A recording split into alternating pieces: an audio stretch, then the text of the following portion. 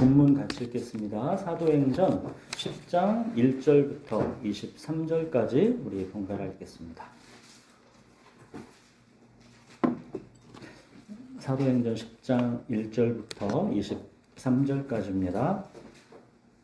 가이사랴에 고넬료라 하는 사람이 있으니 이달리아 부대라 하는 군대의 백부장이라. 그가 경건하여 온 집안과 더불어 하나님을 경외하며 백성을 많이 구제하고 하나님께 항상 기도하더니 하루는 제9시쯤 되어 환상 중에 밝히 봄에 하나님의 사자가 들어와 이르되 고넬료야 하니 고넬료가 주목하여 보고 두려워 이르되 주여 무슨 일이니까 천사가 이르되 내 기도와 구제가 하나님 앞에 상달되어 기억하신 바가 되었으니 내가 지금 사람들을 욥바에 보내어 베드로라 하는 시몬을 청하라. 그는 무장이 시몬의 집에 거주하니 그 집은 해변에 있다 하더라. 마침 말하던 천사가 떠나매 고넬료가 집안 하인 둘과 부하 가운데 경건한 사람 하나를 불러 이 일을 다 이루고 욥바로 보내니라. 이튿날 그들이 길을 가다가 그 성에 가까이 갔을 그때에 베드로가 기도하려고 지붕에 올라가니 그 시각은 제6시더라.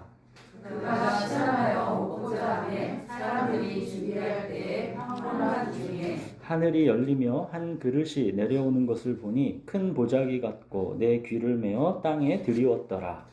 그 안에는 땅에 있는 각종 네 발 가진 짐승과 기는 것과 공중에 나는 것들이 있더라. 또 소리가 있으되 베드로야 일어나 잡아먹으라 하거늘 베드로가 이르되 주여 그럴 수 없나이다. 속되고 깨끗하지 아니한 것을 내가 결코 먹지 아니하였나이다.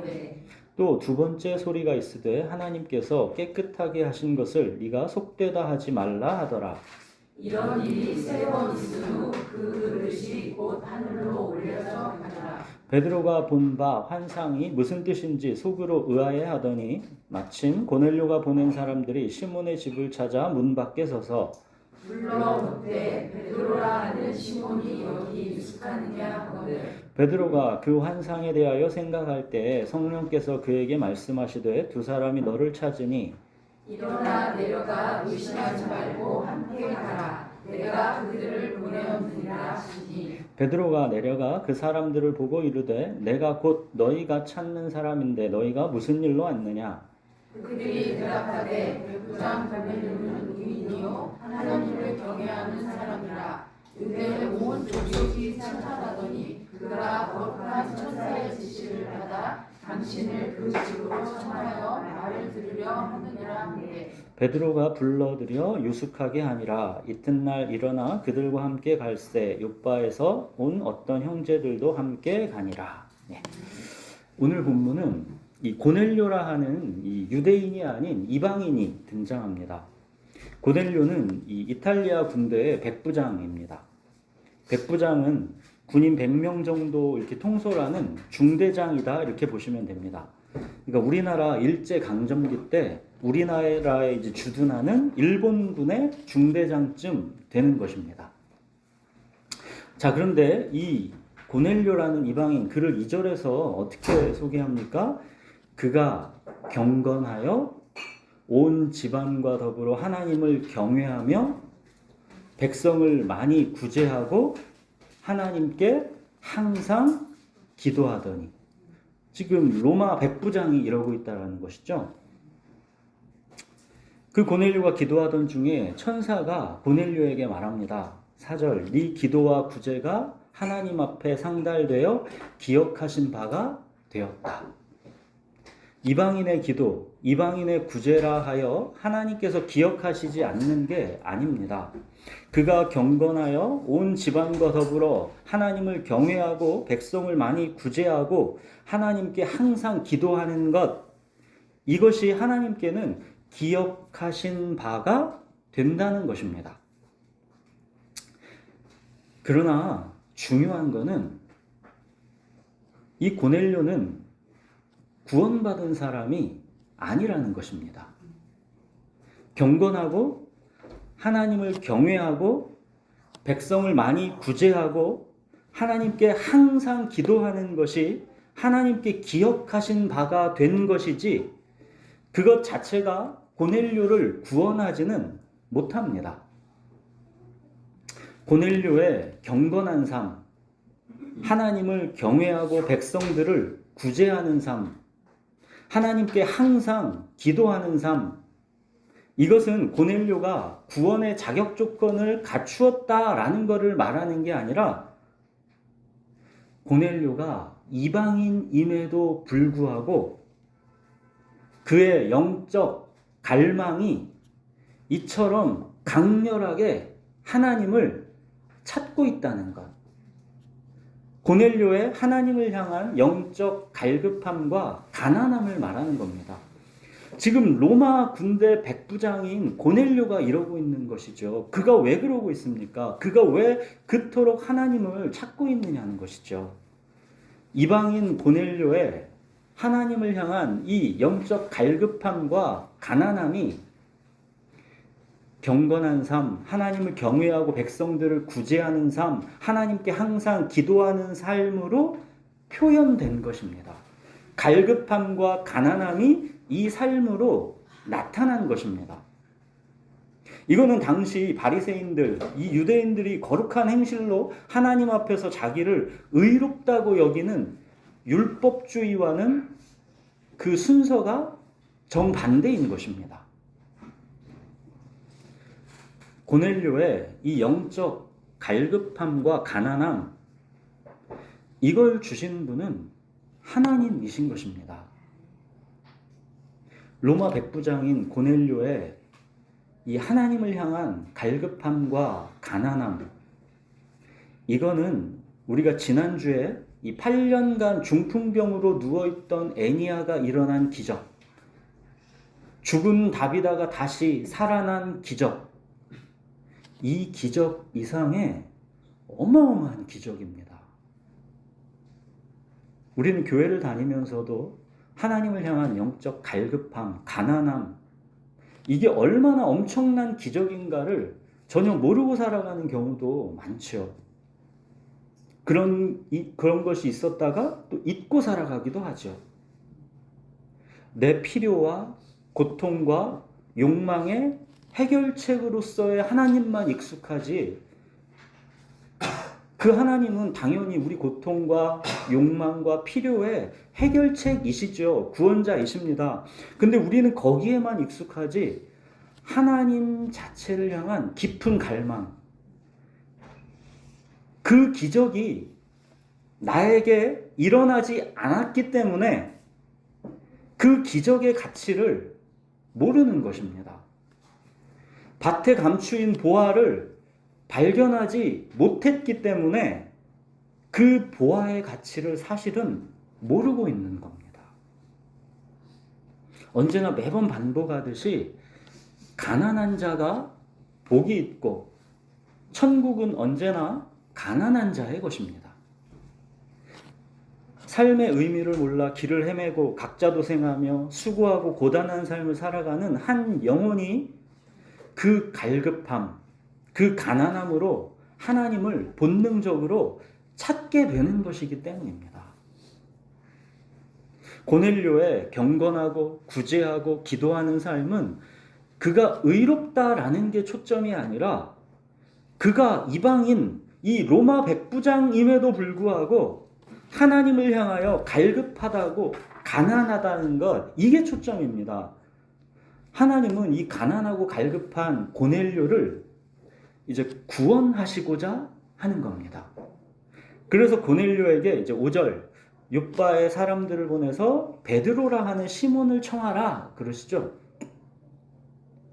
그래서 이제 9절에 보시면 이제 이튿날에 이제 고넬료가 보낸 사람들이 이제 욥바성 가까이 갔을 그때 이제 딱 마침 이제 베드로는 이제 기도하려고 그 무두장이 시몬의 집 옥상에 지금 올라가 있습니다. 이제 때가 제 6시, 그러니까 성경의 시간, 우리 시간 6을 더하면 됩니다. 그러니까 12시쯤에, 낮 12시쯤에 지금 아래에서는 점심을 준비하고 있었는데 이제 베드로는 이제 시장기가 들어서 이제 뭘 좀 먹었으면 하는 그런 생각을 하다가 이제 환상을 보았습니다. 환상 속에서 하늘이 열리고 이제 큰 보자기 같은 그릇이 이제 땅으로 내려오는 게 보였습니다. 그 속에는 이제 네 발 가진 짐승과 땅을 기어다니는 짐승과 하늘의 날짐승들이 들어 있었습니다. 율법에서 부정한 짐승들이라 여기는 것들이 잔뜩 들어있던 것입니다. 그래서 13절 이제 소리가 들립니다. 베드로야 일어나 잡아먹어라. 14절 베드로가 뭐라 합니까? 주여 그럴 수 없나이다. 속되고 깨끗하지 아니한 것을 내가 결코 먹지 아니하였나이다. 베드로는 율법에서 부정한 것으로 정해진 음식은 이때까지 철저하게 먹지 않으면서 율법을 지키면서 살아왔던 것입니다. 자, 또 소리가 들립니다. 15절 하나님께서 깨끗하게 하신 것을 네가 속되다 하지 말라. 이런 일이 이제 3번 있은 다음에 그 그릇이 이제 하늘로 올라져 갔습니다. 베드로는 지금 자기가 본 환상이 이게 대체 무슨 뜻인지 속으로 의아해하고 있는데 그때 이제 마침 옥상 아래에서는 고넬료가 보낸 사람들이 이제 무두장이 시몬의 집에 도착해서 문 밖에 서서 여기 베드로가 머물고 있느냐 그렇게 묻고 있습니다. 베드로가 계속 그 환상의 의미를 생각하면서 있을 때 이제 성령께서 베드로에게 말씀하십니다. 19절 20절 두 사람이 너를 찾으니 일어나 내려가 의심하지 말고 함께 가라. 내가 그들을 보내었느니라. 베드로가 이제 옥상에서 이제 내려와서 그들에게 내가 너희가 찾는 베드로인데 무슨 일로 왔느냐 이렇게 묻습니다. 22절 그들이 대답하죠. 백부장 고넬료는 의인이요 하나님을 경외하는 사람이라 유대 온 족속이 칭찬하더니 그가 거룩한 천사의 지시를 받아 당신을 그 집으로 청하여 말을 들으려 하느니라. 말을 들으려 하느니라. 베드로는 이제야 자기가 본 환상이 무엇을 의미하는지 이제 알게 되었습니다. 우리는 유대인이 아니기 때문에 지금 베드로가 얼마나 충격적인 혼란에 빠졌는지가 사실 잘 이해가 안 되죠. 구약의 율법에서 부정한 음식을 이렇게 정해서 먹지 말라 하신 그 하나님의 목적은 하나님의 백성들이 이방인들의 문화와 섞이는 것을 방지하시기 위함입니다. 이방인들이 먹는 음식을 유대인들도 먹으면 그들과 이 문화가 섞이고 함께하는 것이기 때문에 철저하게 이방인과의 분리를 위해서 부정한 음식을 먹지 말라 이렇게 율법에서 정하신 것이죠. 그러나 이거는 예수 그리스도가 오시기까지입니다. 이제 예수 그리스도가 오셨으므로 새로운 국면으로 접어든 것입니다. 이제 이방인들은 속되다고 피해야 할 대상이 아니라 하나님 나라의 한 백성으로 초청해서 불러들여야 할 대상이 된 것입니다. 예수 그리스도의 오심으로 국면이 완전히 새로워지는 것입니다. 그러나 베드로는 이 새로운 국면에 아직 눈이 안 뜨인 것입니다. 여전히 이방인은 부정하다는 편견에 사로잡혀 있는 것입니다. 베드로는 유대인이었던 무두장이 시몬, 우리가 지난주에 무두장이 시몬 얘기를 했잖아요. 비록 그는 무두장이었지만 율법에서 부정하다 하는 자였지만 그는 유대인이었죠. 그래서 베드로는 이 유대인 무두장이 시몬에게까지는 마음을 열고 믿음의 한 가족으로 품을 수가 있었지만 이방인에게는 마음을 열 수가 없었던 겁니다. 그러니까 이 로마 백부장이 우리가 그렇게 의로운 행실을 여기서 보지만 유대인들에게는 베드로에게는 무두장이 시몬보다도 못한 존재가 이방인입니다. 그 당시 유대인이 이방인을 바라보는 시선은 오늘날 유대인들이 팔레스타인 사람들을 바라보는 시선보다도 훨씬 더 차별적이고 경멸적이었던 것입니다. 같은 유대인이기에 무두장이 시몬은 품을 수가 있어도 고넬료가 아무리 경건하고 많은 백성을 구제하고 하나님께 항상 기도하는 사람이어도 그가 이방인이면 그와는 한 식탁에서 먹을 수 없다는 것입니다. 유대인들에게 이방인은 이런 존재였다는 것. 이방인들에 대한 이 뿌리 깊은 편견과 경멸을 우리가 확실하게 염두에 둬야 이 앞으로의 사도행전과 서신서 말씀들이 이해가 됩니다. 하나님은 우선 가장 영향력 있던 이 수제자 베드로가 이 이방인에 대한 편견을 깨야 한다고 여기신 겁니다. 수제자 베드로가 깨지지 않으면 다른 유대인 그리스도인들은 이 편견을 깰 수가 없는 거죠. 이 편견이 깨져야 이방인의 사도로 준비되고 있는 사도 바울이 본격적으로 이방인 세계 속으로 복음을 들고 들어갈 수가 있기 때문입니다. 사도행전 앞으로 이제 13장부터는 쭉 사도 바울 얘기밖에 안 나오잖아요. 그 준비를 위해서 수제자 베드로가 이 이방인에 대한 편견이 깨져야 하는 겁니다. 유대인 그리스도인들이 이 편견에 계속 사로잡혀 있으면 사도 바울이 이방인들에게 복음을 전파할 때 어떻게 됩니까? 이단 취급을 받는 것이죠. 유대인 그리스도인들이 신뢰하는 이 수제자 베드로가 바울이 암만 그래야 소용없습니다. 수제자 베드로가 이 이방인에 대한 편견에서 나와야 이제 그 다음의 일들이 진행될 수가 있는 겁니다. 여러분, 우리가 오늘 본문에서 이제 오해하면 안 되는 게 이방인 고넬료가 경건하고 하나님을 경외하고 백성을 많이 구제하고 하나님께 항상 기도하기 때문에 그가 속되지 않은 게 아닙니다. 15절에 보시면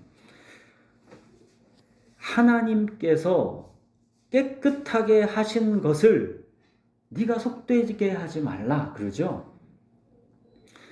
하나님께서 깨끗하게 하셨기 때문에 속되지 않은 것입니다. 하나님은 고넬료를 구원하시기 위해서 베드로를 보내신 것이고 구원받을 말씀 예수 그리스도의 복음을 이제 듣게 하실 겁니다. 그리하여 고넬료에게 성령을 부어주시고 말씀으로 깨끗하게 하사 이제 흠이 없고 거룩하게 하실 겁니다. 그게 이제 다음 주 이야기입니다. 로마 군대 백부장인 고넬료를 그 당시 익숙했던 이 퇴폐와 향락의 이 문화, 그러한 종교에 이 고넬료가 염증을 느끼고 하나님을 경외하는 마음, 하나님을 향한 갈급함과 가난함, 자, 여기로 고넬료를 이끄신 분, 이게 하나님이신 겁니다. 여러분, 이거는 기적입니다. 지난주 중풍병자가 일어난 것, 죽은 다비다가 살아난 것, 이 로마 군대 백부장인 고넬료가 어떻게 하나님을 이렇게 갈급하게 찾습니까? 이게 기적입니다. 하나님은 이제 고넬료를 이제 깨끗하게 하시려는 겁니다. 고넬료의 의로운 행실로 고넬료가 깨끗하게 될 수가 없습니다.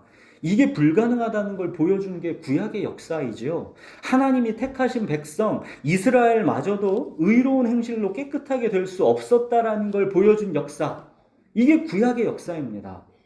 깨끗하게 하시는 것은 오직 하나님만이 하실 수 있습니다. 하나님께서 깨끗하게 하신 것을 네가 속되다 하지 말라. 이 일을 이루시기 위해서 예수 그리스도가 오신 것이고 마침내 성령이 우리 속에 임하신 것입니다. 예수 그리스도 이 복음의 말씀만이 우리를 깨끗게 하는 능력, 구원하는 능력인 것입니다. 하나님은 베드로에게 지금 오랜 편견을 깨트리고 이 복음의 능력은 이방인에게도 똑같다라는 것을 가르쳐 주시는 겁니다. 모든 편견을 무너뜨리고 유대인이든 이방인이든 믿는 자를 구원하는 이 복음의 능력을 사도 바울이 로마서에서 이렇게 기록했지요. 내가 복음을 부끄러워하지 아니하노니 이 복음은 모든 믿는 자에게 구원을 주시는 하나님의 능력이 됨이라. 먼저는 유대인에게요, 그리고 헬라인에게로다. 하나님은 베드로의 이 뿌리 깊은 이방인에 대한 편견을 뽑아내시는 겁니다. 이 복음의 말씀은 그가 유대인이든 이방인이든 모든 믿는 자를 구원하시는 하나님의 능력이라는 겁니다. 내가 말씀으로 깨끗하게 한 사람을 속되다 하지 말라는 것입니다. 22절 보십시오. 그가 거룩한 천사의 지시를 받아 당신을 그 집으로 청하여 말을 들으려 하느니라 그러죠. 지금 고넬료가 사람을 보냈는데 베드로를 청해서 뭘 하려고 베드로를 청했답니까? 말을 들으려 하느니라. 말을 들으려. 고넬료가 천사에게 무슨 지시를 받아 무슨 말을 들으려고 하는지가 이거를 이제 똑같은 걸 11장 13절 14절에서는 이걸 자세히 풀어줍니다. 한번 가보십시오. 11장 13절 14절에 보시면 천사가 고넬료에게 뭐라고 했었냐면 천사가 내 집에 서서 말하되 네가 사람을 욥바에 보내어 베드로라 하는 시몬을 청하라. 그 다음 뭐래요? 그가 너와 내 온 집이 구원받을 말씀을 너에게 이르리라. 하나님이 이 고넬료와 그 온 집안을 이제 구원하시기 위해 베드로를 청해서 구원받을 말씀을 듣게 하시려 한다는 것입니다. 고넬료는 자신과 온 집안이 다 이 구원받을 말씀, 복음의 말씀을 들으려고 지금 베드로를 청한 겁니다. 고넬료는 자기의 경건한 삶, 백성들을 많이 구제하는 삶, 온 유대족 속에게 칭찬받는 삶, 하나님께 항상 기도하는 삶, 이게 하나님을 경외하는 이런 삶이 자기를 구원할 수 있다고 조금도 여기지 않습니다. 고넬료는 구원받을 말씀, 이 구원받을 말씀을 간절하게 받고 싶어서 베드로를 지금 청한 것입니다. 나의 어떤 하나님께의 의로운 행실조차도 구원에 이르지 못한다는 것은 고넬료가 너무도 잘 알고 있는 겁니다. 자기를 구원할 수 있는 것은 이 구원받을 말씀뿐이다라는 걸 고넬료는 아는 것입니다. 고넬료는 구원받을 말씀, 이 복음의 말씀을 갈급해하면서 지금 베드로를 자기에게 와달라고 청하고 있는 것입니다. 고넬료는 이 구원받을 말씀, 복음의 말씀, 이 말씀을 간절히 찾고 구하는 자인 것입니다. 사랑하는 여러분, 예수 그리스도 이 복음의 말씀은 모든 믿는 자에게 구원을 주시는 하나님의 능력입니다. 여러분, 마른 뼈가 살아나는 것, 이게 구원입니다. 마른 뼈가 살아나는 것, 이게 구원입니다. 이 구원이 바로 가장 놀라운 기적입니다. 마른 뼈가 살아나는 것, 이거는 사람의 의로운 행실에 있지 않습니다. 구원받을 말씀, 복음의 말씀이 마른 뼈를 살아나게 하는 것입니다. 하나님은 베드로에게 말씀하십니다. 속되다 하지 마라. 이방인들은 마른 뼈라 하지 마라. 이방인들은 불가능하다 하지 마라. 이방인들은 사람 안 바뀐다 하지 마라. 이방인들에게도 성령이 말 것이다. 내가 할 것이다. 마른 뼈에 생기를 부어 살아나게 할 것이다. 내가 깨끗하게 할 것이니 너는 속되다 하지 마라. 의롭게 되는 것, 깨끗하게 되는 것, 이건 오직 예수 그리스도 복음의 말씀으로 말미암는 것이지 사람 자체로 말미암지 않는다는 겁니다. 유대인 베드로도 예수 그리스도가 아니면 깨끗하지 않은 것이고, 이방인 고넬료도 예수 그리스도로 말미암으면 속되지 않다는 겁니다. 오직 예수 그리스도만이 구원의 빛이다라는 것입니다. 사랑하는 여러분, 예수 그리스도 이 복음의 말씀은 모든 믿는 자에게 구원을 주시는 하나님의 능력입니다. 예수 그리스도 없이 어느 누구도 깨끗하지 않으며 반대로 예수 그리스도를 나의 구원자요 주님으로 믿는 사람은 누구도 속되지 않습니다. 예수 그리스도 이 복음의 말씀만이 모든 믿는 자에게 구원을 주시는 하나님의 능력입니다. 마지막으로 여러분, 우리가 이 본문 말씀에서 특히 오해하면 안 되는 게 있습니다.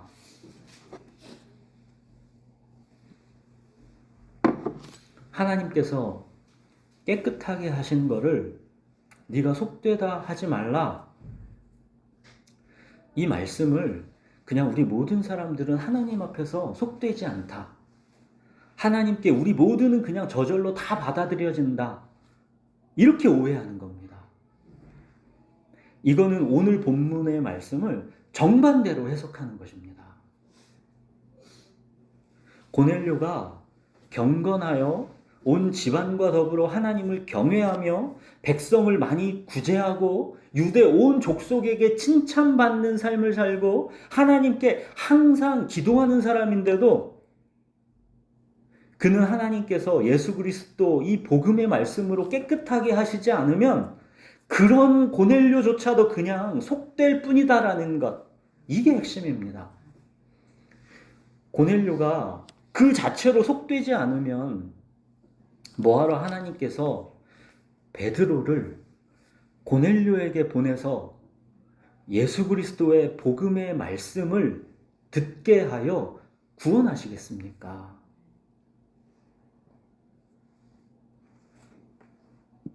그리고 또 한 가지 놓치면 안 되는 거는 이 고넬료의 하나님을 경외하는 이 경건과 구제와 기도하는 삶이 하나님께 기억하신 바가 되었다는 것.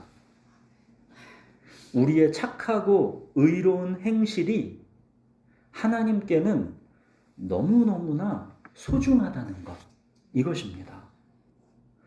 우리의 하나님을 경외하고 착하고 의로운 행함은 하나님께 빠짐없이 기억되고 있으며 하나님을 경외하는 그 착하고 의로운 삶 자체가 하나님을 기쁘시게 하는 우리의 믿음의 표현이라는 것입니다. 사랑하는 여러분, 우리가 누군가를 속되다고 단정지어버리는 것은 우리가 그러기가 쉽잖아요. 저 사람은 안 돼. 그러기가. 이거는 사람 스스로에게서 선한 것이 날 수 있다라고 우리가 그렇게 여기기 때문입니다. 스스로 노력하면 살아날 수 있는데 노력과 의지가 부족하다고 여기기 때문입니다. 그 사람 싹수를 보니 선한 것이 날 수 없겠다고 단정짓는 것입니다. 여러분, 표범이 반점을 지울 수가 없습니다. 아프리카 그 흑인들이 피부를 하얗게 할 수가 없습니다. 마른 뼈는 스스로 살아날 수가 없습니다. 하나님의 생기가 부어지기 전에는 살아날 수가 없습니다. 인간은 아무리 애써도 속되지 않을 수가 없습니다. 의인은 없나니 하나도 없습니다. 오직 하나님만이 깨끗하게 하실 수가 있습니다. 그렇기 때문에 누군가를 속되다는 편견으로 단정지으면 안 됩니다. 그의 지금 현재의 모습이 전부일 것이라고 여겨서 쉽게 실망하거나 낙심하고 포기할 이유가 없습니다. 사람은 원래가 속된 것이 당연한 것입니다. 그러나 사람으로는 불가능하나 하나님의 모든 말씀은 능하지 못하심이 없으십니다. 베드로가 속되다고 단정한 이방인, 그 이방인 이 고넬료에게 하나님은 구원받을 말씀, 이 복음의 말씀을 보내서 이 고넬료를 구원하셨습니다. 복음은 모든 믿는 자들에게 구원을 주시는 하나님의 능력입니다. 사람의 의로운 행실이 구원받을 만한 자격이라고 우리가 착각하거나 또는 사람의 속된 행실이 그 사람 구원과는 멀다고 단정짓거나 그러시면 안 됩니다. 구원은 사람에게서 나지 않습니다. 구원은 사람에게서 나지 않습니다. 기적이 일어나야 합니다. 마른 뼈를 살아나게 하시는 분, 광야의 길을 사막에 강을 내시는 분은 오직 하나님이십니다. 예수 그리스도, 이 복음의 말씀만이 모든 믿는 자에게 구원을 주시는 하나님의 능력입니다. 저속된 사람이 과연 복음을 믿을까? 단정하지 마십시오. 구원은 사람에게서 나지 않습니다. 기적이 일어나야 합니다. 영생을 주시기로 작정된 자는 신비롭게 다 믿습니다. 여러분이 어떻게 예수 그리스도를 믿었습니까? 이게 기적입니다. 여러분, 복음을 부끄러워하지 마십시오. 예수 그리스도 이 복음의 말씀은 모든 믿는 자에게 구원을 주시는 하나님의 능력, 하나님의 기적입니다. 네, 기도하겠습니다.